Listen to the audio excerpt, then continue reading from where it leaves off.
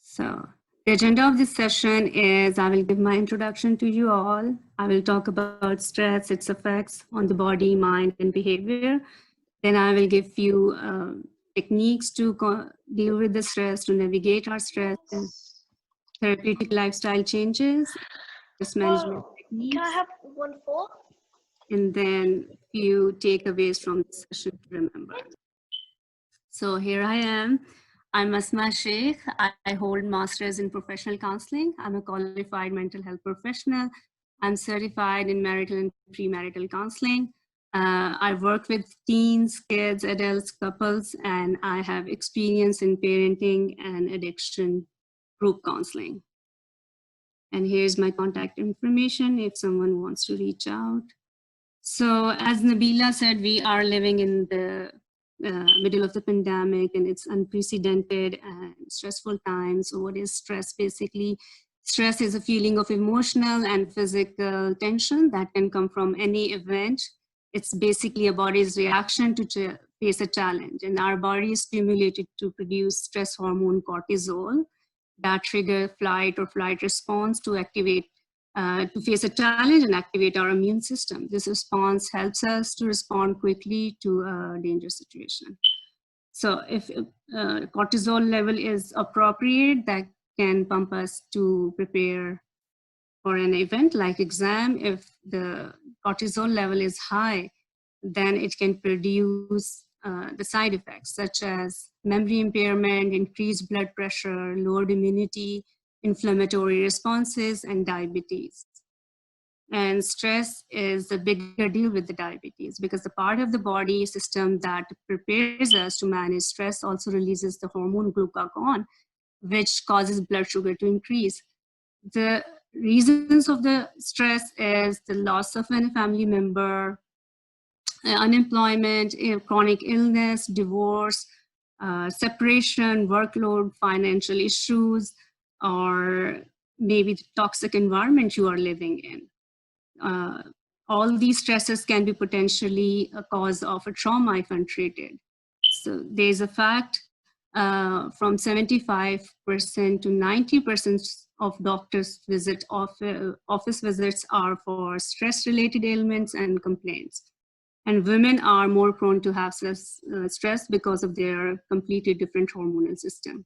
So how stress affects our body?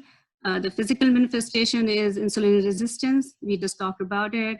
Stomach distress, IBS, heartburn, acid reflux, bloating, frequent headaches, or high blood pressure, body aches, tender joints, hair fall. Everyone is talking about that these days. Skin conditions and muscle tensions. Then how our mood affects. We become irritable, we may have anxiety, depression, lack of motivation or focus while making decisions or solving our problems, feeling overwhelmed with the routine or feeling fatigue. And COVID fatigue is a real thing these days. You can see lots of articles floating around about COVID fatigue.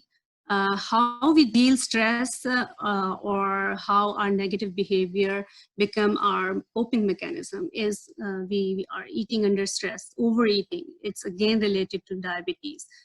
And undereating, sleep problems, sleep disturbances, having irregular sleeping pattern or sleeping late at night and feeling hard to wake up early in the morning, anger outbursts, very common, addiction, smoking, taking too much caffeine or taking too many painkillers.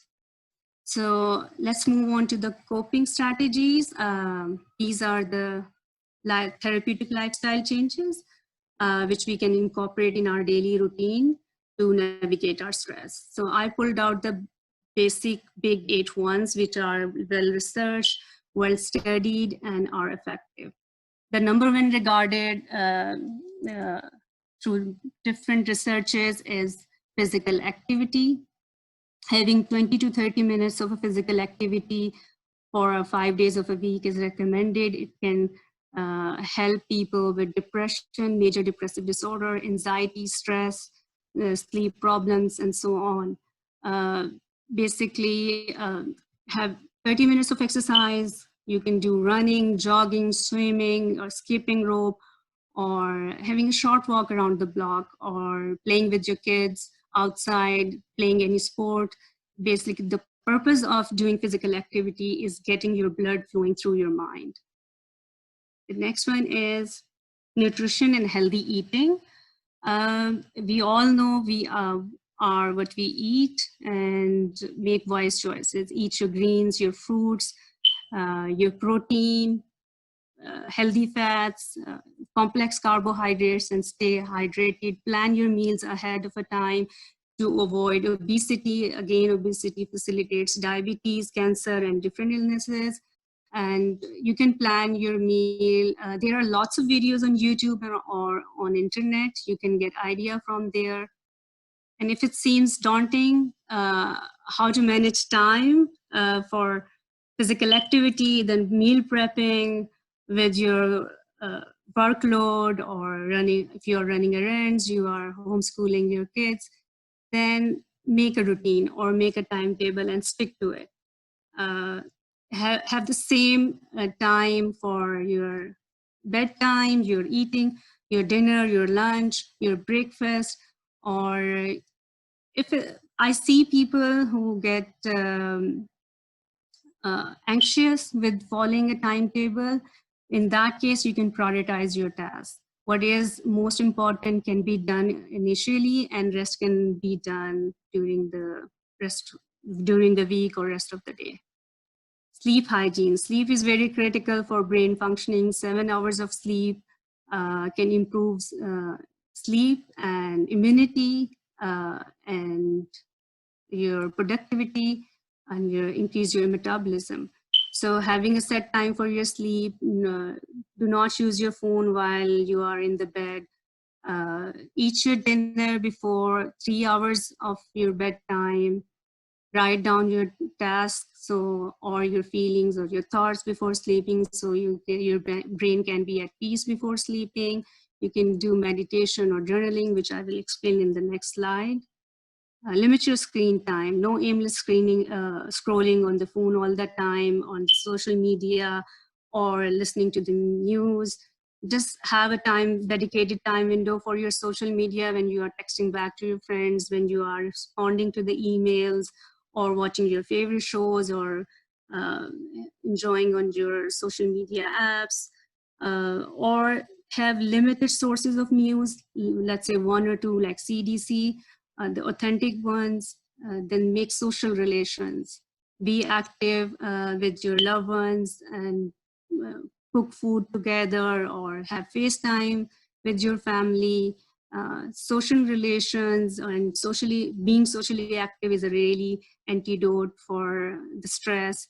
And being in the relationship in a positive manner can impact your wellness overall.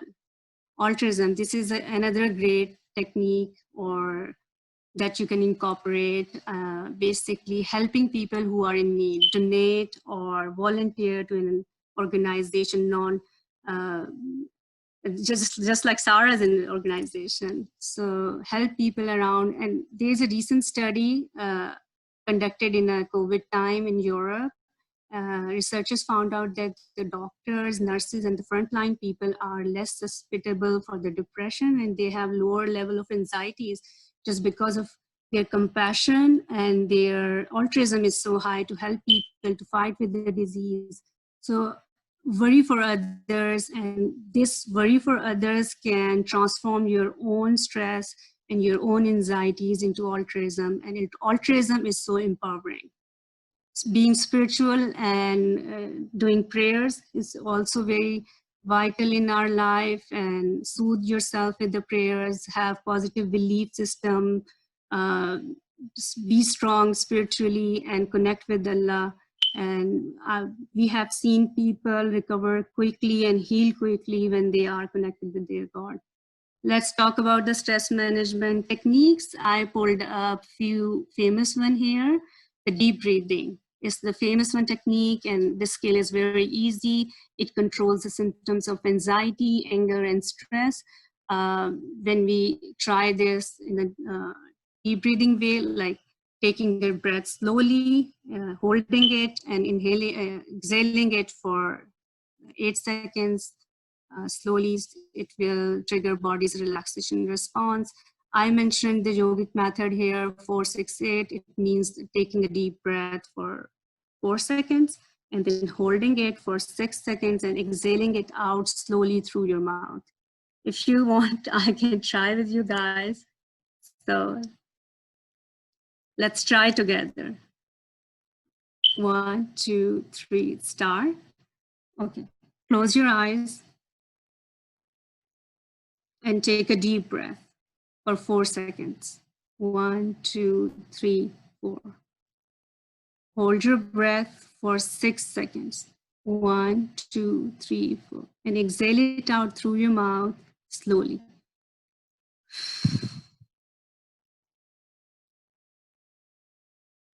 Feeling relaxed, I hope. So the recommended time is 2 minutes for several times in a day, and it will give you immediate relief from a stress symptom. Mindful meditation, again, it's very well researched. 15 minutes of doing mindful meditation can relieve stress, improve anxiety, focus, and generates positive thinking, enhance immunity, and boost energy. Mindful meditation is basically a here and now experience, focusing in the present moment and living in the present moment. While you are doing meditation, you are focusing on your breathing, basically. You are doing nothing, you are thinking nothing. To practice meditation, just lie down on a floor or in a comfortable chair or suitable chair where you can't have any distractions. Close your eyes and think about the present moment, that you are in a present moment, you are experiencing here and now. And then pay special attention towards your breathing. Your breath is coming in and your breath is coming out. By this time, you will likely notice that your thoughts and your feelings wandering through your mind, let them in, do not fight and drift them off. So it will not give you instant relief, but the practicing of this technique for several weeks will enable you to have a perfect stillness and awareness of the moment. And it will improve your focus and you will be aware of your thoughts. Journaling, this is my favorite one. For mindful meditation, I would like to suggest an app which I personally use. You can find guided meditation videos on YouTube as well. But I use app Family Meditation every day, and I would recommend doing this for 15 minutes a day. Journaling is very cathartic. It helps people with anxiety, stress, depression, and even people with bipolar disorder. You can write positive self-talk in your journal. You can write affirmations to boost your self-esteem, like I can only do what I can do. I allow myself to feel whatever I'm feeling. I am resilient. I show myself compassion and non-judgment. And then you can tell yourself that I cannot fix everybody and everything. Also, and the basic point is focus on things which are in your control, which are worthy of your time. Let's say your reaction towards someone's judgment, your reaction towards to certain event, to news, but you will not focus on the things which are not in your control. Let's say weather conditions, the news you are hearing, the people's opinion you are taking burden on yourself. You can record your thoughts. It's like what you were feeling yesterday, what you were thinking yesterday, what you are thinking today, or it's basically a log of your thoughts. You're gonna label your emotion there so you can better deal with your rumination later on. And then you can also plan your day in a journal, or plan your week if you have things to do. If you have to-do list, you can write down at the night. You can write down your thoughts, your popcorn thoughts, so you can sleep better and your mind can be at peace while you are in the bed. Or you can write in early in the morning to have a kickstart of a day, or if you have performance-related stress or anxiety. So 5 to 10 minutes in a day is recommended for journaling. Let's move on to the key takeaways from this session. The most important thing is self-care, which we neglect. Mostly we women neglect this thing. Take a pause. It's okay not to be okay. You don't have to be a superwoman all the time. There's nothing like perfectionism. You can, generally we consider self-care is getting rest as much as we can, watching our favorite shows or working on our hobby. But deep down, it's basically get to know yourself, get to know your emotional needs, your thoughts, your popcorn thoughts, rationalize them. If you feel if you feel that you are dwelling in the overthinking, then question your thinking, question your thoughts, challenge your thoughts. And this will tame down your anxiety to a manageable level. Then again, have goals for your life, short-term goals, long-term goals, where you want to see yourself after 10 years. Start working on that today. Have purpose of your life, what you want to be passionate about that. It will change the perspective of life. It will be energy boosting for you, and you will feel more happy and you will have a sense of achievement. Connect to the right people and support, find like-minded people where you can share your feelings and you can feel safe sharing your feelings, from your masjid, from your local community, or friends who are in the same situation like you.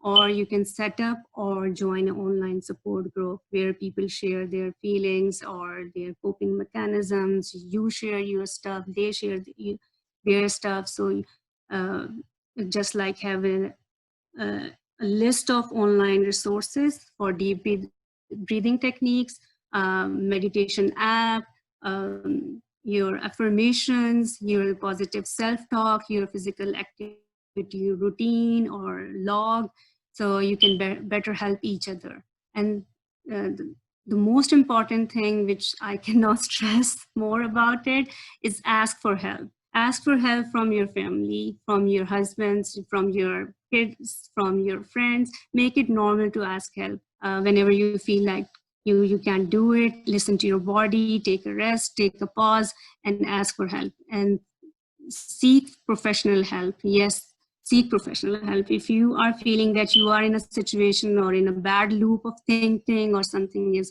bothering you more than 6 months, then you deserve special treatment, professional treatment. And therapy is for everyone. You don't have to have a diagnosis to have a therapy. We all have stressors in our life. We all struggling with our own problems. We all are fighting with our own battles inside, and therapy enables you to fight better. And the last, I know it's a lot of information and it's overwhelming, but I encourage you to start practicing with one TLC or one technique. Just take baby steps, be gentle with you. And it is said that it takes 63 to 65 days to develop a habit. So be gentle with yourself. If you start trying one thing, then have patience. Like, don't accept yourself to do well the right next day, and build sustainable habits through the gradual progression. And I would like to say thank you, Sarah and Ains again. They are doing phenomenal work for the society. If someone has any question, you can shoot me an email, mentalwellnesswithasma@gmail.com, or you can directly message me at my Instagram handle, Mental Wellness with Asma. Thank you, Jazakallah. Thank you so much, Asma, for this very valuable and useful information. Just listening to you has been therapeutic. So I hope you all benefit from some of these techniques and start adopting some of these techniques. Before we move on to our next speaker, I'd like to bring your attention towards the chat box. If you see in the chat box at the bottom of your screen, the AIMS USA, or the the AIMS website has been shared along with their Facebook page. So go ahead and explore both of those. You can like their Facebook page and get regular updates about what they're doing and the various projects. In addition to that, we would highly recommend and request you to fill out this short Google form, the link of which is also in the chat box. And that just, we're just asking for your name, email address, your contact information, so that we can send you some updates about the projects and opportunities on how to get involved with AIMS.